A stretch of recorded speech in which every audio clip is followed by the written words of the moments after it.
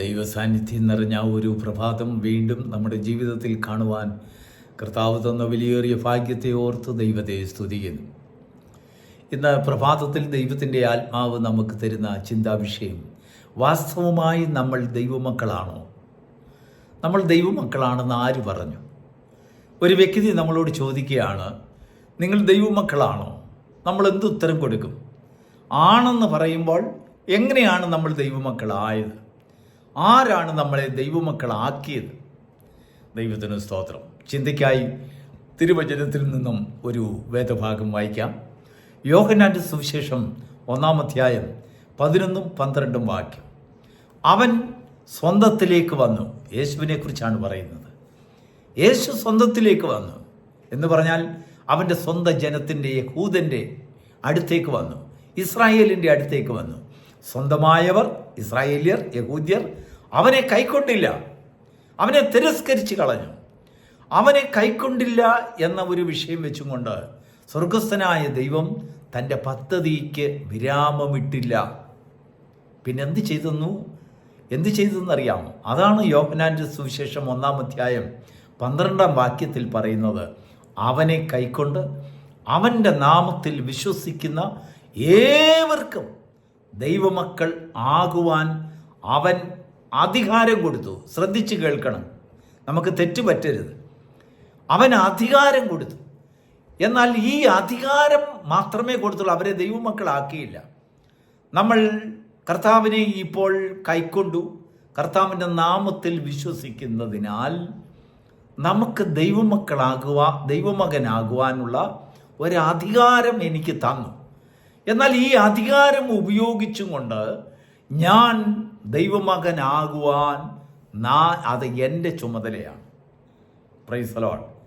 നിങ്ങൾക്ക് മനസ്സിലായി കാണുമെന്ന് വിചാരിക്കുന്നു. ദൈവം നിങ്ങൾക്ക് അധികാരം തരും. ആ അധികാരം ഉപയോഗിച്ച് നോക്കൂ, ദൈവത്തിൻ്റെ വചനത്തിൽ എഴുതിയിരിക്കുന്നത്, അവനെ കൈക്കൊണ്ട് അവൻ്റെ നാമത്തിൽ വിശ്വസിക്കുന്ന ഏവർക്കും ദൈവമക്കൾ ആകുവാൻ അധികാരം കൊടുത്തു. ആ അധികാരം ഉപയോഗിച്ച് ആകേണ്ടത് നമ്മുടെ ചുമതലയാണ്. എന്ന് പറഞ്ഞാൽ നമ്മൾ തന്നെയാണ് നമ്മെ ദൈവമക്കളാക്കുന്നത്. നമ്മൾ തന്നെയാണ് നമ്മളെ പിശാചിൻ്റെ മക്കളാക്കുന്നത്. നമ്മൾ തന്നെയാണ് നമ്മളെ അധികാരം കൈവച്ചും കൊണ്ട് തന്നെ അത് ഉപയോഗിക്കാതെ അത് തുരുമ്പ് പിടിപ്പിച്ച് കളയുന്നത്. ദൈവത്തിന് സ്തോത്രം. ഒരു വസ്തുക്കച്ചവടത്തിൽ ഒരു ഉദാഹരണം പറഞ്ഞാൽ, ഒരു വസ്തുക്കച്ചവടത്തിൽ പവർ ഓഫ് അറ്റോർണി ഉപയോഗിക്കാറില്ലേ? യഥാർത്ഥമായ അവകാശി സ്ഥലത്ത് അവൈലബിൾ അല്ലെങ്കിൽ ആ ക്രയവിക്രയം നടത്തുന്നതിന് വേണ്ടി ഒരു തേർഡ് പാർട്ടിയെ അധികാരപ്പെടുത്തും. അതിനുവേണ്ടിയാണ് അതിന് പവർ ഓഫ് അറ്റോർണി എന്ന് പറയുന്നത്. എന്നാൽ ഈ പവർ ഓഫ് അറ്റോർണി കയ്യിലുള്ളതായ തേർഡ് പാർട്ടി അതെങ്ങും ഉപയോഗിക്കാതെ, അദ്ദേഹത്തിന് അധികാരമുണ്ട് എങ്കിലും ആ പത്രത്തിൽ വെച്ചിരിക്കുന്നതായ നിബന്ധനയിൻ പ്രകാരം ആ അധികാരം ഉപയോഗിച്ച് ഒരു കോർട്ട് പേപ്പറിൽ അവകാശം ഉന്നയിക്കുന്നിടം വരെയും അദ്ദേഹം അധികാരിയല്ല. കേവലം അധികാരം കൊടുക്കപ്പെട്ടവനെന്നേ ഉള്ളൂ. ആ അധികാരം തന്നിലേക്ക് വന്നില്ല, താൻ അധികാരിയാകുന്നില്ല. നമുക്ക് ദൈവം തന്നിരിക്കുന്നതായ അധികാരം ഉപയോഗിച്ച് എന്തിനു വേണ്ടിയാണ് അധികാരം തന്നറിയാമോ? ദൈവമക്കളാകുവാൻ. അപ്പോൾ ഈ അധികാരം ഉപയോഗിച്ച് നമ്മൾ തന്നെ നമ്മളെ ദൈവമക്കൾ എന്ന് ഡിക്ലെയർ ചെയ്യണം. ദൈവത്തിന് സ്തോത്രം. നമ്മൾ തന്നെ പ്രസ്താവിക്കണം. ഞാൻ തന്നെ എന്നെക്കുറിച്ച് പറയണം, ഞാൻ ദൈവമകനാണ്. ആരോടാണ് പറയേണ്ടതെന്ന് അറിയാമോ? പിശാചിൻ്റെ മക്കളോട് പറയണം, പിശാചിനോട് പറയണം. ഈ ലോകത്തിൽ നാം ജീവിക്കുന്നിടത്തോളം കാലം യേശുവിനോട് പിശാചി ചെന്ന് പറഞ്ഞു, നോക്കൂ, ഇതെല്ലാം എൻ്റേതാകുന്നു, ഇത് എന്നെ നമസ്കരിച്ചാൽ ഇതെല്ലാം ഞാൻ നിനക്ക് തരാം. ദൈവം പറഞ്ഞു, നിന്റെ ദൈവമായ കർത്താവ് പറഞ്ഞു, നിന്റെ ദൈവമായ യഹോവയല്ലാതെ ആരെയും നമസ്കരിക്കരുത്. ദൈവത്തിന് മഹത്വം ഉണ്ടാകട്ടെ. അങ്ങനെ ദൈവത്തിൻ്റെ ആ വചനം ഉപയോഗിച്ചുകൊണ്ട് കർത്താവ് സ്വയം ദൈവത്തിൻ്റെ പുത്രത്വം താൻ കാത്തു സൂക്ഷിച്ചു പിശാചിൻ്റെ മുൻപിൽ. ദൈവം ആദ്യം കൊടുത്ത ഡ്യൂട്ടി പിശാചിൻ്റെ മുൻപിൽ തന്നെ അധികാരപ്പെടുത്തുക, ഡിക്ലെയർ ചെയ്യുക. ദൈവത്തിന് സ്തോത്രം. ഇന്ന് പ്രഭാതത്തിൽ ദൈവത്തിൻ്റെ ആത്മാവ് നമുക്ക് തരുന്നതായ ബോധ്യം നമ്മൾ ശ്രദ്ധിച്ച് കേൾക്കണം. നമ്മൾ പലപ്പോഴും ദൈവമക്കളാണെന്ന് നമ്മൾ വിശ്വസിക്കുന്നു. പക്ഷെങ്കിൽ ആ വിശ്വാസമല്ല നമ്മെ ദൈവമക്കളാക്കുന്നത്. ദൈവം തന്നിരിക്കുന്നതായ അധികാരത്താലുള്ളതായ വിശ്വാസം. പിശാചിനോട് നമ്മൾ അവകാശപ്പെടണം. അല്ലയോ പിശാച്, നിന്റെ പ്രവൃത്തികളെ ഞാൻ ദൈവമകനാകുന്നു. അപ്പോൾ ഞാൻ ദൈവമകനാണെന്ന് ഞാൻ തന്നെ ഡിക്ലെയർ ചെയ്യുമ്പോൾ എന്നിലേക്ക് ദൈവം തന്നിരിക്കുന്നതായ വാഗ്ദത്തത്തിൻ്റെ അവകാശിയാക്കി ദൈവം എന്നെ മാറ്റുന്നു. ഇനിയും വേറൊരു വിഷയം കൂടെ ശ്രദ്ധിച്ച് കേൾക്കുക. ഒരു പവർ ഓഫ് അറ്റോർണിക്ക് ഒരു കാലാവധിയുണ്ട് എന്ന് പറഞ്ഞതുപോലെ തന്നെ ദൈവമക്കളാകുവാൻ തന്നിരിക്കുന്നതായ അധികാരപത്രത്തിന് ഒരു കാലാവധിയുണ്ട്. എപ്പോൾ വരെയാണെന്നറിയാമോ? ശരീരത്തിൻ്റെ വീണ്ടെടുപ്പായ പുത്രത്വം ലഭിക്കുന്നിടം വരെയും ഈ അധികാരപത്രം ഉപയോഗിച്ചുകൊണ്ട് നമ്മുടെ ശരീരത്തോട്, താഴ്ചയുള്ള ശരീരത്തോട് നാം തന്നെ അവകാശപ്പെടണം, ഞാൻ ദൈവത്തിൻ്റെ പുത്രനാണ്, ഞാൻ ദൈവത്തിൻ്റെ മകനാണ്, ഞങ്ങൾ ദൈവത്തിൻ്റെ മക്കളാണ്. ആരോടാണ് പറയേണ്ടതെന്നറിയാമോ? താഴ്ചയുള്ള ശരീരത്തോട്. ഈ താഴ്ചയുള്ള ശരീരം, ഈ വീഴ്ചയുള്ള ശരീരം ഈ വാക്കുകൾ കേൾക്കുമ്പോൾ എന്താണെന്നറിയോ? പുത്രത്വത്തിലേക്കുള്ളതായ ഒരു യാത്ര ആ ശരീരത്തിൽ ആരംഭിക്കും. ശരീരത്തിൻ്റെ വീണ്ടെടുപ്പായ പുത്രത്വം, നമുക്ക് നഷ്ടപ്പെട്ടതായ റീകളക്ഷൻ ഓഫ് ദ ബോഡി എന്ന് പറഞ്ഞാൽ നമുക്ക് നഷ്ടപ്പെട്ടു പോയതായ ആ തേജസ്സിൻ്റെ ശരീരത്തിൻ്റെ റീകളക്ഷൻ, വീണ്ടെടുപ്പ് ഇവിടുന്നായി പെറുക്കിയെടുക്കുകയാണ്. എവിടൊക്കെ നമുക്ക് നഷ്ടമായോ അവിടെ നിന്നൊക്കെയും നമ്മുടെ തേജസ്സിൻ്റെ ശരീരത്തിൻ്റെ അംശങ്ങളെ നാം കളക്ട് ചെയ്ത് വിശ്വാസത്തിൻ്റെ അന്ധമായ ആത്മരക്ഷ പ്രാപിക്കുന്നിടം വരെയും ദൈവത്തിന് സ്തോത്രം. ഇതിനിടയ്ക്ക് പലപ്പോഴും നമുക്ക് വീഴ്ച വരാം.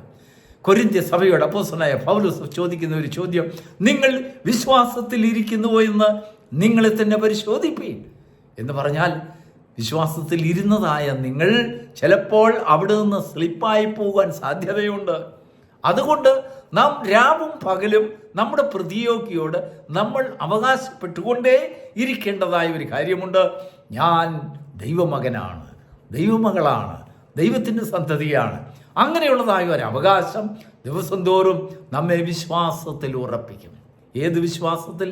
ദൈവമക്കളാകുന്നു എന്നുള്ളതായ ഒരു വിശ്വാസത്തിൽ, ദൈവത്തിൻ്റെ പുത്രനാകുന്നു എന്നുള്ളത് ഒരു വിശ്വാസത്തിൽ.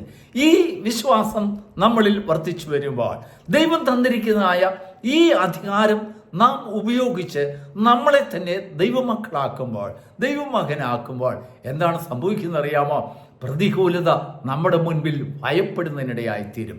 നമ്മളിൽ ഭയം ഉണ്ടെങ്കിൽ അതിനെ മാറ്റുവാനുള്ളതായ, നമ്മൾ തന്നെ ആ ഭയത്തെ മാറ്റുവാൻ ദൈവം തന്നിരിക്കുന്ന ഒരു അവകാശമാണ്. ദൈവത്തിൻ്റെ ആത്മാവ് പറയുന്നു, ഭയപ്പെടരുത്. ആർക്കാണ് ഭയപ്പെടാതിരിക്കാൻ കഴിയുന്നത്? ദൈവമക്കൾക്ക് മാത്രമേ ഭയപ്പെടാതിരിക്കുവാൻ കഴിയുകയുള്ളൂ. നമ്മൾ മനുഷ്യപുത്രന്മാരായിരിക്കുമ്പോൾ, പിശാചിൻ്റെ സന്തതികളായിരിക്കുമ്പോൾ നമ്മളിൽ ഭയം പ്രവർത്തിച്ചു കൊണ്ടിരിക്കും. എന്നാൽ ദൈവമക്കൾ എന്നുള്ളതായ ഒരു അധികാര പദവിയിലേക്ക് നമ്മൾ വന്നു നോക്കൂ. അത് സ്ലോലി വളരെ സാവധാനത്തിൽ നമ്മളിൽ നിന്ന് ഭയത്തെ മാറ്റി നമ്മളെ വേറൊരു മണ്ഡലത്തിലേക്ക് കൊണ്ടുപോകും. ദൈവത്തിന് സ്തോത്രം.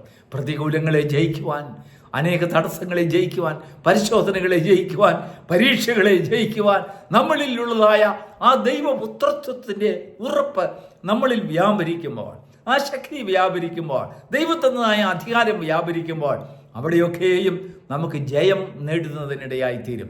ശത്രു നമ്മുടെ മുൻപിൽ തോറ്റുപോകുന്നതിനിടയായിത്തീരും. നമ്മെ തകർത്ത് കളയുവാൻ നോക്കുന്നതായ അനേക സാഹചര്യങ്ങളും സമ്മർദ്ദങ്ങളും നമ്മുടെ മുൻപിൽ അത് ഒരു ആവിയായി പോകുന്നത് പോലെ നമ്മുടെ മുമ്പിൽ നിന്ന് മാഞ്ഞു പോകുന്ന അനുഭവം നമുക്കുണ്ടാകും. അതിനെയാണ് ദൈവമക്കളുടെ അധികാരം എന്ന് പറയുന്നത്. അവിടെയാണ് നമ്മൾ ദൈവമക്കളാകുന്നത്. നാം നമ്മെ തന്നെ ദൈവമക്കളാക്കണം. നമ്മളെ ദൈവമക്കളെന്ന് നാം തന്നെ ഡിക്ലെയർ ചെയ്യണം. നമ്മൾ അവകാശപ്പെടണം. ശത്രുവിനോട് പറയണം, നമ്മൾ ദൈവമക്കളാണ്, ദൈവപുത്രനാണ്. അങ്ങനെ ദൈവപുത്രന്മാർക്കുള്ളതായ അവകാശത്തിലേക്ക്, വാഗ്ദത്തങ്ങളുടെ അധികാരത്തിലേക്ക് ഈ പ്രഭാതത്തിൽ നിന്നെയും നിന്റെ ഭവനത്തെയും കർത്താവ് ഒരു പ്രാവശ്യം കൂടെ ഉറപ്പിച്ച് നിർത്തുമാറാകട്ടെ. അങ്ങനെ ഒരു വെളിപ്പാടും ദർശനവും നിന്റെ ജീവിതത്തിൽ വെറും വാക്കുകളാലല്ല, പ്രവൃത്തിയാലും കൂടെ ദൈവമക്കളാകുവാനുള്ളതായ ഒരു അധികാരം, ഒരു അവകാശം, ഒരു അഭിഷേകം നിനക്ക് ദൈവം നൽകുമാറാകട്ടെ. God bless you.